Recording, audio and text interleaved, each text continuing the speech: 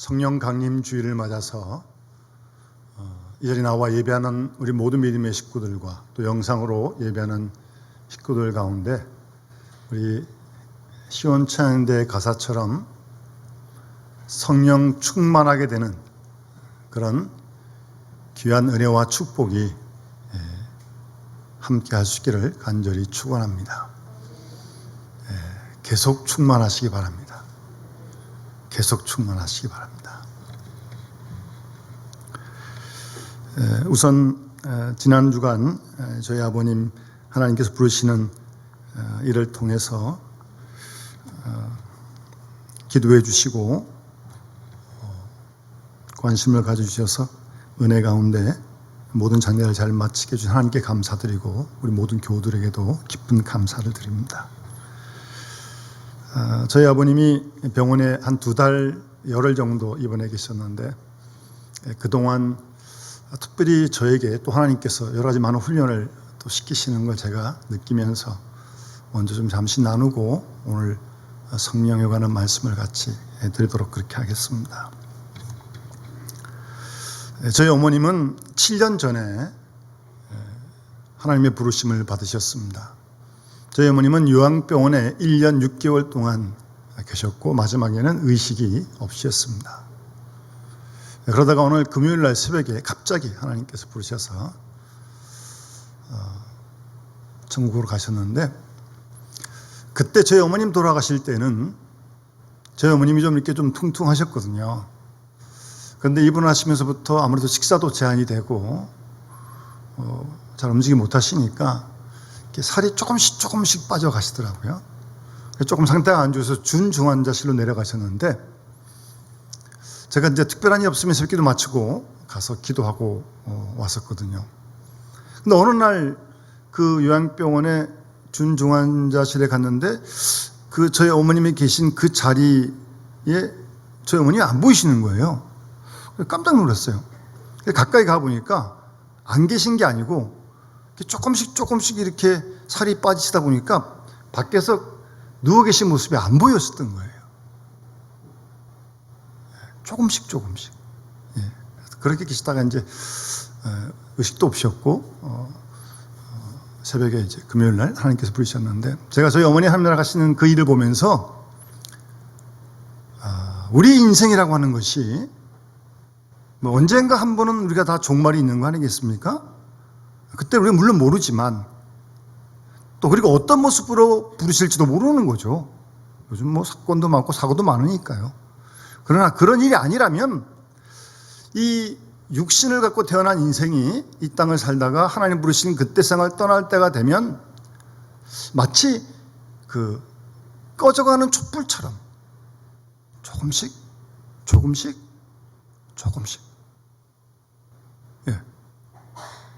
그렇게 아주 꺼져가는 촛불이 그냥 깜빡 하다가 이제 탁 꺼지잖아요. 하여튼 그런 느낌을 받았었습니다. 저희 아버님은 그 후로 이제 한 7년 더 사시다가 이제 94세로 지난 화요일 날 하나님의 부르심을 받으셨는데 올 초까지만 해도 집에 혼자 잘 계셨습니다. 외부 출입하지 않고 집에서는 뭐 생활을 다 하셨었는데 3월 달 막 코로나 양성 반응을 받고 산소 포화도가 떨어지기 시작했습니다. 그게 아주 중요하다 그러더라고요. 산소 포화도가 떨어지니까 응급 상황이 오셔서 호흡 정지가 오면 사람이 뭐 그냥 떠나는 거 아니겠습니까? 그래서 119를 불러서 응급으로 뭐 병원도 우리가 정할 수도 없었고 들어가기도 어려웠었는데 하여튼 코로나 환자가 양성 환자가 갈 수 있는 병원이 이제 거기밖에 없었습니다. 그래서 응급으로 119 그냥 입원이 되셔서 일주일 동안 양성 치료 받으시고 일반 병실로 오셔서 2달여 계시다가 하나님의 부르심을 받게 되었습니다. 마지막까지 의식은 있으셨어요. 그래서 콧줄도 끼고 뭐 이렇게 다니셨는데 말씀 잘 못하시고 식사도 잘 못하시고 이제 그러시니까 그래도 의식이 있으니까 콧줄 낀 게 불편하시잖아요. 그러니까 이걸 막 뽑아가지고 이제 그래서 손을 묶기도 하고 이제 그런 상태로 계셨어요. 우리 최 집사님, 안 집사님 계시는데 사실은 환자 상태를 보면 우리 김일순 군사님보다 저희 아버님은 훨씬 더 위중한 상태셨습니다. 일반 산소 호흡으로 안 되지 않고 포도가 떨어지기 때문에 고농축 산소를 공급하고 있었거든요. 그래서 겨우 이제 그 포화도를 유지할 수 있었었는데, 근데 우리 김일순 군사님은 하나님 또 먼저 또 5월달에 부르셨잖아요. 그런 다음부터 이제 계속 이제 저는 기다리는 거죠. 언제고 부르실 텐데 언제 부를지 모르잖아요. 자꾸 이제 시간이 지나가는데 문제는 결혼식도 있죠, 우리 교회. 또 지난주에 지구에도 있죠. 뭐 여러 가지 이런 행사들이 계획되어 있는데 언제 부르실지 모르니까 제가 그런 기도는 처음 했습니다. 하나님, 이 행사를 좀 잘 피해서 저희 아버님이 좀 부르실 수 있도록 그렇게 좀 하나님 해주십시오. 저는 그런 기도 처음 해봤습니다. 그래서 이제 지난 주말 우리 이제 이장로님, 오건사님 결혼식은 지나갔어요. 이제 지난주도 이제 지구회가 목요일날 있었잖아요. 그런데 이제 화요일날 하나님께서 부르셔서 제가 지구회 설교하기로 돼 있었는데 제가 못하고 우리 부목사님이 대신하게 되었었습니다.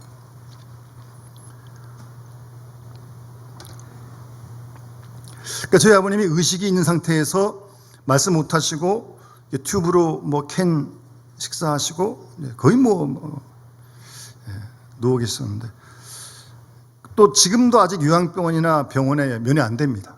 그러니까 위급 상황 될 시에만 검사하고 들어가서 잠깐 면회가 되고 지금도 면회 안 됩니다. 그래서 제가 한 번 들어가서 면회하고 왔는데 이렇게 뵈면서 제가 목사인데 또 아들인데 기도해야 되지 않겠습니까? 뭐 아버님만 아니라 우리 교인들도 그런 상황도 있을 수 있고 무슨 기도를 해야 할지, 지금 저 상태에 계신 아버님이 무엇으로 위로가 될지 목사가 그런 생각을 하게 되지 않겠습니까?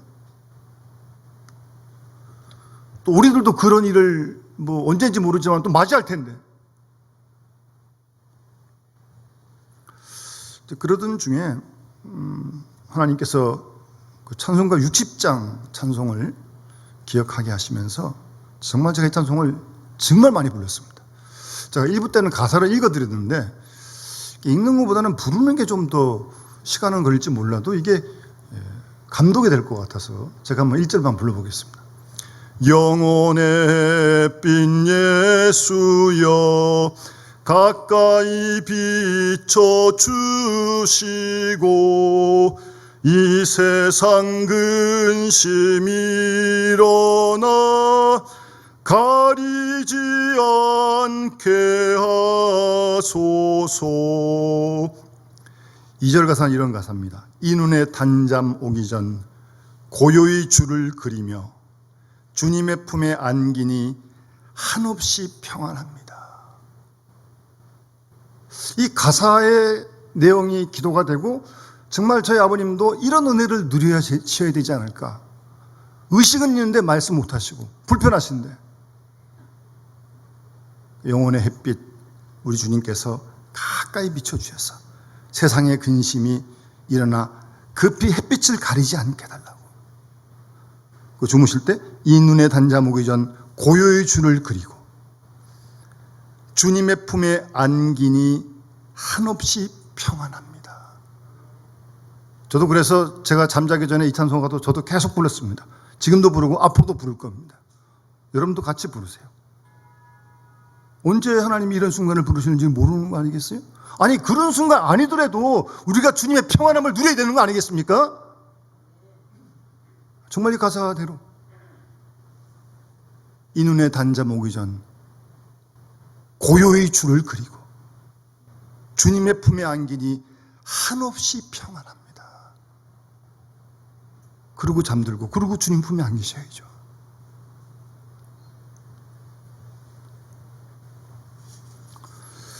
그리고 이제 장례식 때 부르는 찬송인데 정말 찬송가도 많이 불렀습니다. 내 본향 가는 길 보이도다. 인생의 갈 길을 다 달리고 이 땅의 수고를 그치라 하시니 내 앞에 남은 일 오직 저길. 주 예수 예비한 저 새 집은 영원히 빛나는 집. 우리 그 집 갈 거 아니겠습니까? 그 집 예비된 거 아니겠습니까? 영원히 빛나는 그 집 말이에요. 거기에 대한 소망이 있어야 되고 거기에 대한 믿음이 분명해야죠. 저 아버님만 그런 게 아니라 우리 모두가 다 그래야 되는 거 아니겠습니까? 지금부터 그런 은혜를 누려야죠. 그게 신앙 아니겠습니까? 내 평생 행한 일 돌아보니 못다한 일 많아 부끄럽네. 아버지 사랑이 날 용납하시니 생명의 면류관 주시리라. 정말 이 찬송을 수없이 불렀고, 앞으로도 제가 부를 겁니다. 장례식뿐 아니라 매일 부르려고 그래요. 언제고 하나님 부르실 건 분명한데 문제는 그때를 모르잖아요. 그게 우리 마음대로 되는 것도 아니고. 어떡합니까? 기다려야죠. 기다려야죠. 그 외에 우리가 할 수 있는 게 아무것도 없습니다. 그런데 문제는 이 기다림에서 불안하고 초조하고 안절부절하고, 이거 아주 죽을 맛이죠. 그렇게 기다려서 안 되는 거죠. 하루도 아니고 이틀도 아닌데.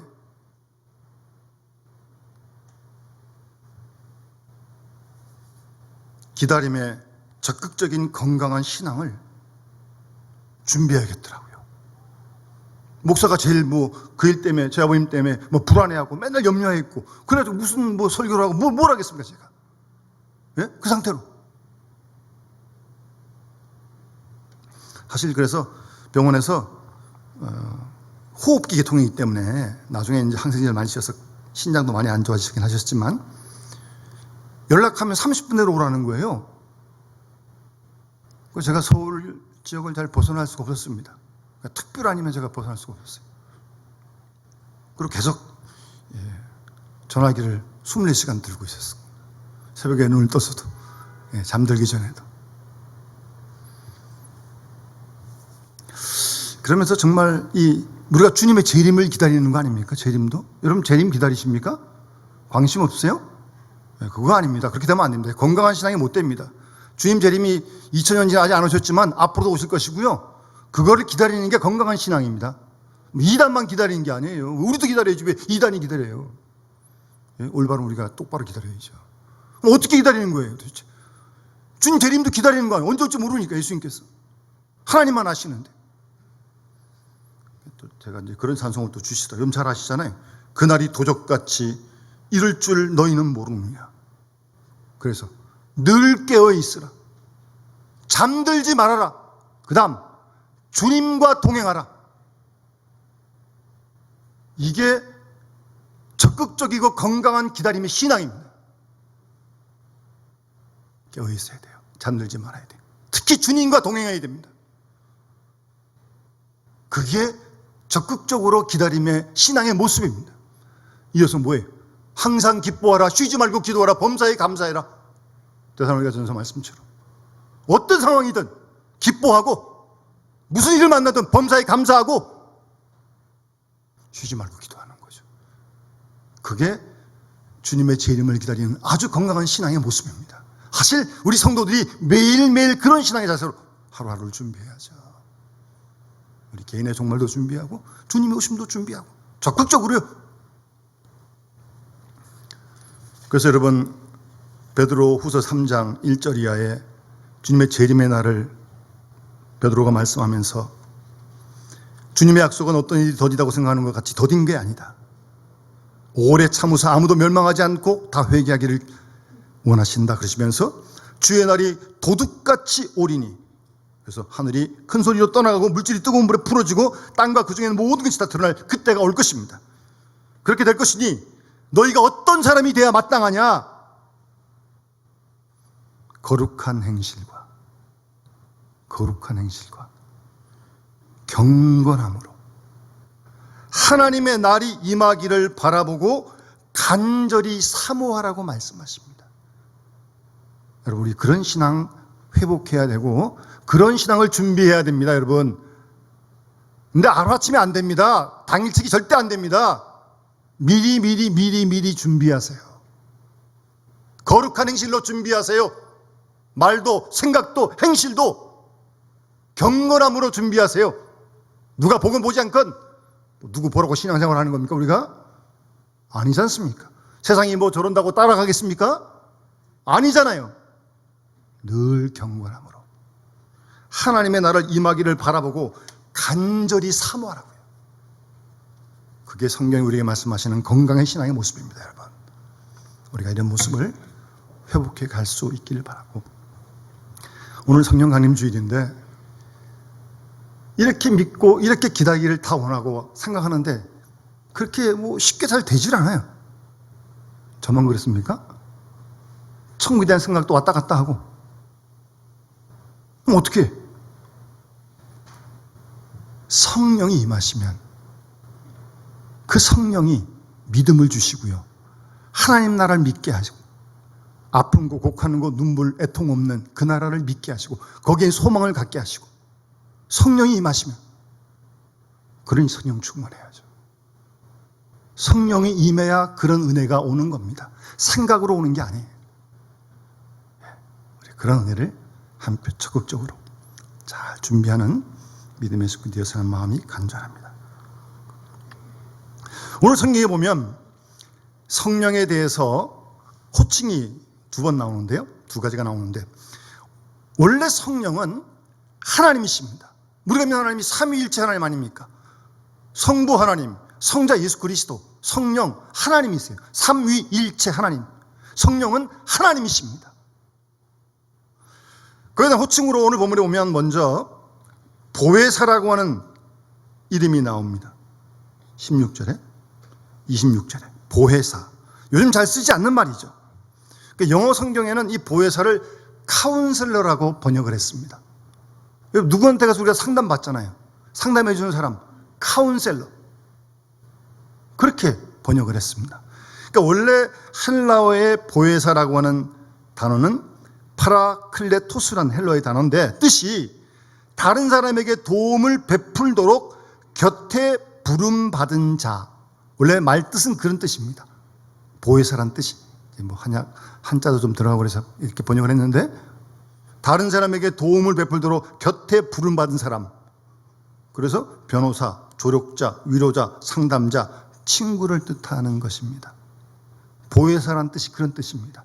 우리가 믿는 성령 하나님이 그런 분이십니다.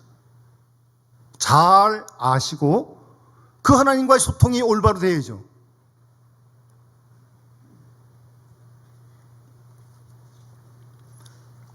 그리고 또 하나 나오는 성령의 이름은 진리의 영입니다.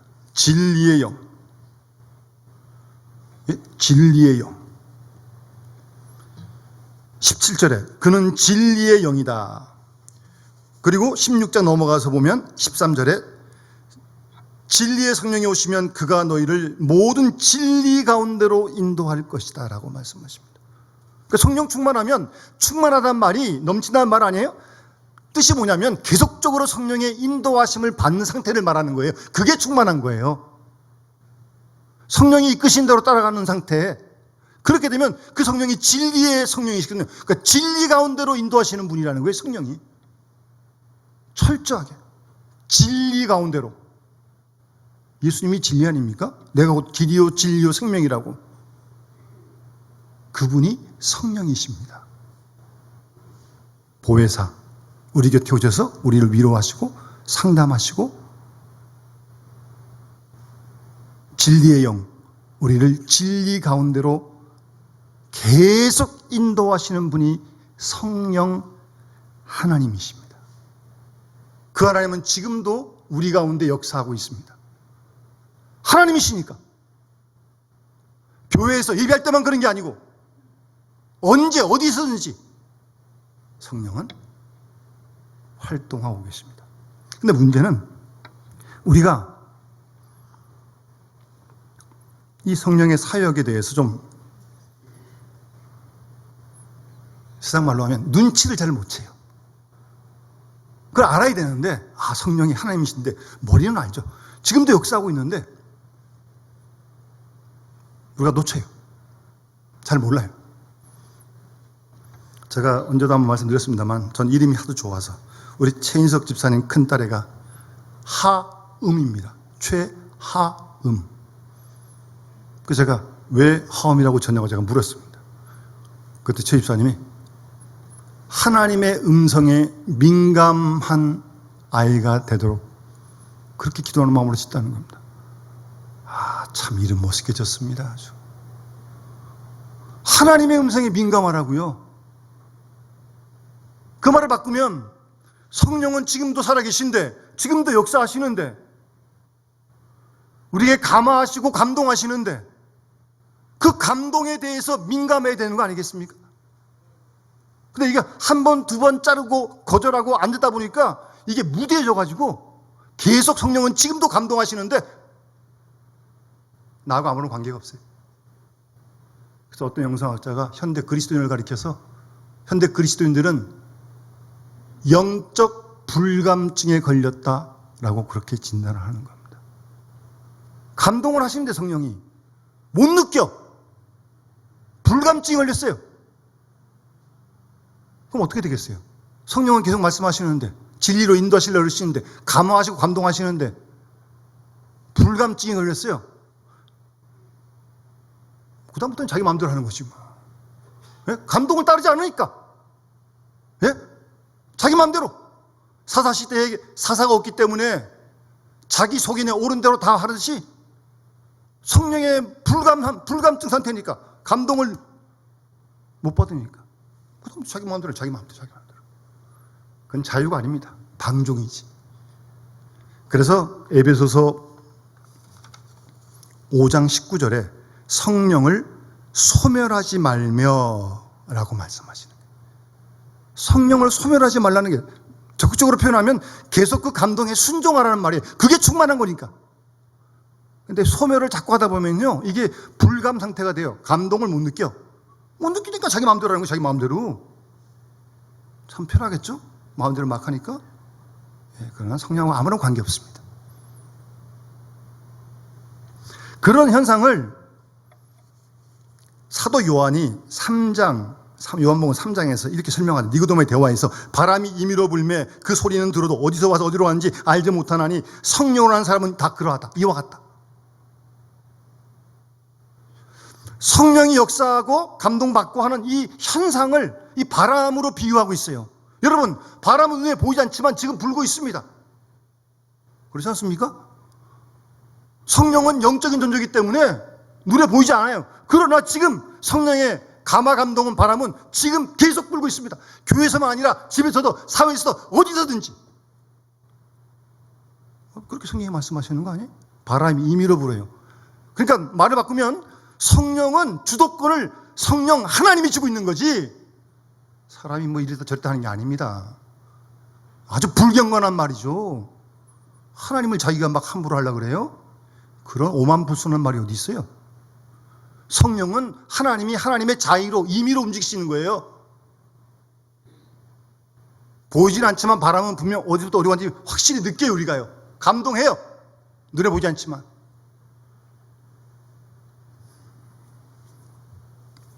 지금도 예배하는 이 시간 하나님의 성령의 바람은 계속 불고 있습니다. 근데 우리가 보통 이제 성령이 감동할 때 감정, 뜨겁고 뭐 그런 불, 이런 표현 쓰잖아요. 그래서 무슨 감정, 물론 감정의 변화가 있습니다. 하나님이 감동하시는 때 기계도 아닌데 감정의 변화가 없겠습니까? 근데 감정의 변화만 있는 건 아니에요. 성령은, 그래서 어떤 신학자는 비둘기 두 날개로 표현하잖아요. 그래서 한쪽 날개는 생각, 이성의 날개고 한쪽 날개는 감성의 날개예요. 하나님의 감동을 하면 우리에게 하나님 기뻐하신 생각을 떠오르게 하기도, 또 감성적으로도 평안을 주시고, 아까 그 가수처럼 위로도 주시고 기쁨도 주시고. 예. 성령은 이성으로도 생각으로도 감성으로도 다 역사하시는 거죠. 거기에 민감해야 한다는 거예요. 지금도 성령의 바람은 불고 있습니다. 계속 불고 있습니다. 계속 감동하십니다. 우리 가운데 함께 하시고 진리의 길로 우리를 인도하십니다. 지금도 살아서 역사하십니다. 그 성령 하나님. 그래서 본문에 보면 성령이 그렇게 사역을 하고 역사를 하시는데 구체적으로 몇 가지 소개를 합니다. 본문 말씀 보시면 먼저 14장 17절에 너희와 함께 거하신다고 본문 말씀하시고 너희 속에 계시겠음. 오늘 16장 17절이에요. 우리 하나님 말씀을 믿는 거예요. 성령이 오시면 우리와 함께 거하시겠다는 거예요. 성령이 우리 속에 거하시겠다고요. 하나님 말씀을 믿어야죠. 하나님 성령이 내 속에 안 계신 것 같은데? 그건 자신의 느낌이고, 자신의 느낌을 신뢰하지 마세요. 다 옳지도 않은데. 성령 말씀을 신뢰해야지. 너희와 함께 거하신다 그랬잖아요. 성령 말씀에 거하시는 거예요. 내가 못 느껴도 너희 속에 계시겠다고요. 지금 우리 속에 계십니다. 성령께서. 그래서 고아와 같이 버려두지 않겠다고요. 우린 고아가 아니에요. 성령이 계시는데 우리 속에 지금 역사하시는데 말씀하십니다. 감동하십니다. 감화하십니다. 위로하십니다. 예민하게 우리가 받을 수 있어야죠. 성령의 감동을. 지금도 함께 하십니다. 그러니까 그 영이 함께 하시니까 기쁜 겁니다. 이거는요, 배고플 때 뭘 먹고 나서 기쁜 거하고 다른 겁니다. 뭐 몰랐던 거 알았을 때 물론 그것도 기쁜데 그런 기쁨하고도 다른 겁니다. 하나님의 영이 내 속에 거해서 내 영을 감동할 때 기쁨은요, 이건 그 기쁨을 누린 자만 알 수 있는 겁니다. 뭘 먹어서 기쁜 게 아니라니까요. 가져서 기쁜 게 아니라니까요. 영이 기쁜 거예요. 영이. 우리가 영, 혼, 육이 있는 거 아니에요? 그런 영적인 기쁨이 있는 거예요. 그러니까 복음 전하다 매를 맞아도 주 때문에, 복음 때문에 능욕당하는 것도 기뻐하는 거예요. 그래서 영적인 기쁨이 있는 거죠. 그러니까 그 기쁨을 가지고 좁은 길도 주님과 함께 걸어가는 거예요. 좁은 길도, 진리의 길도. 세상 사람들이 가지 않는 그 길을 가는 거예요. 기쁨으로. 아시겠습니까? 기쁨만 있습니까? 아까 가사 내용처럼 평안을 주시는 거예요. 그럼 우리가 어떤 상황을 맞아든 간에 마음의 평안 주님 주신 거 그거 흐트러지지 말아야 되는 거 아니에요? 그거 지켜야 되는 거 아니에요? 그래야 뭐 감당할 수도 있지. 어떤 일을 만나도 여기가 불안하고 여기 불불 끓어가지고 뭘 하겠냐고요. 남한테 무슨 유익을 주겠냐, 선한 영향을 끼치겠냐고요. 이 평안을 주시는 거예요. 성령께서 우리 마음속에. 그런 은혜를 누려야죠. 방을 살기 힘든데 요즘. 세상 사람들은 다 몰라줘도, 손가락 할지 몰라도 성령이 주시는 위로함이 우리 속에 있는 겁니다. 그리고 아까 가사처럼 정말 자유함이 있어요. 자유함이 있어요. 자유. 고린도 후서 3장 17절 말씀에 주는 영이시니 주의 영이 계신 곳에 자유함이 있다고요. 옥에 갇혀 몸이 불편하더라도, 사방으로 짓눌려 힘든 가운데 있다 할지라도 자유함이 있습니다. 우리 그런 자유를 누려야 되는 거 아니겠습니까? 성령이 주시는 선물이라니까요. 성령이 감동하실 때 천국이 믿어지고요. 주님의 함께 하심이 경험되고요. 영원히 빛나는 그 집을 소망하게 됩니다. 말이 아니라 실제로. 그런 은혜를 욕심내야 됩니다. 성령께서 역사하실 때. 그리고 성령께서 이어지는 26절 말씀 보시면 그가 너희에게 모든 걸 가르치시겠다고요. 여러분 지금 궁금하고 어떻게 될지 잘 모르는 것 좀 다 있으시잖아요. 근데 그 모든 걸, 인생의 모든 문제에 대해서 가르쳐 주시겠다요. 성령께 구하시라니까요. 가르쳐 달라고. 성령 말씀 가르친다고 그러셨는데 그 가르침을 잘 받아가지고 그 길을 따라가야 그게 진리의 길이고 주님이 책임지시지 내 맘대로 하고 나면 그 책임 자기가 져야 되는 거예요. 그걸 어떻게 감당하려고 그래? 자기가 혼자서 막 저질러 놓고. 주님 인도하심 따라가면 주님이 책임지시는 거예요. 모든 걸 가르쳐 주시겠다니. 모든 걸 물어봐야죠. 배워야죠. 평생. 다 압니까? 뭘 다 아십니까? 다 아는 사람이 어디 있어요? 이 세상에. 평생 교육, 세상에서도 그런 교육을 얘기를 하는데 예수 믿는 신앙의 도리를 따라가면서 배울 게 얼마나 많습니까? 죽을 때까지 배워야지. 죽을 때까지. 가르치시겠다고 성령께서요. 예민하게 가르치십니다. 구체적으로 가르칩니다. 작은부터 큰까지 다 가르치십니다. 그런 하나님이십니다. 성령께서. 가르쳐 주시겠다 그랬잖아요. 배워야지. 평생 배워야지. 말하는 거, 생각하는 거, 모든 것 다. 하나님이 얼마나 구체적인 분이신데. 그리고 너에게 말한 거 모든 거 생각나게 하시겠다. 주님 말씀하신 걸 생각나게 하시겠다. 성령께서. 그러니까 말씀을 부지런히 들어야 되고요. 많이 읽어야 되고요. 써야 되고요. 암송해야 되고요. 묵상해야 돼요. 왜? 성령께서 그 말씀에 필요할 때 기억나게 하시니까. 그 말씀 하시는 거예요, 지금. 저는 좀 머리가 나빠가지고요. 잊어버리는 게 많아요. 죄송합니다. 장례식 때 저희 동료 목사님 한 분이 어떤 분이 오셨는데 저는 진짜 1도 기억이 안 납니다. 그 목사 하신 말씀이 당신 결혼식 때 제가 운전을 해줬대요. 저는 정말 기억 안 납니다. 영락교에서 결혼식 했다 하셨다는데 거기서부터 김포공항까지 제가 운전을 해줬대요. 저는 진짜 1도 기억이 안 나요. 그래서 거기 장례식까지 온 거예요. 고맙다고. 저보다 나이가 좀 위신데 저는 진짜 1도 기억 안 나요. 그럼 까맣게 잊어버렸어요. 그런데요, 기억력은 없는데 저는 예를 들어서 12년 전에 어떤 집시에 가서 신방을 했어요. 그때 제가 말씀 권면하고 기도한 적이 있어요. 근데 10년 지나면 또 갔어요. 매년 갔었잖아요. 근데 10년 전에 전한 그 말씀을 기억나게 해주시더라고요. 이거는 제 기억력이 아니에요. 저는 그런 기억력 없어요. 성령께서 10년 전에 그 집사님께 권면했던 그 하나님 말씀을 기억나게 해주시는 거예요. 여러분, 하나님 말씀을 많이 읽어두세요. 많이 암송. 그래서 우리 아버님처럼 이제 하나님 나라 부르실 날이 가까운 그런 시점에 여러분, 누워계서 아무것도 할 수 없는데 뭐가 위로가 되겠냐고요. 읽었고 기억했고 묵상했던 하나님 말씀 붙들어야죠. 예? 말씀 붙드셔야 됩니다. 성령께서 기억나게 하실 거예요. 그 말씀을 꽉 붙드셔야 돼요.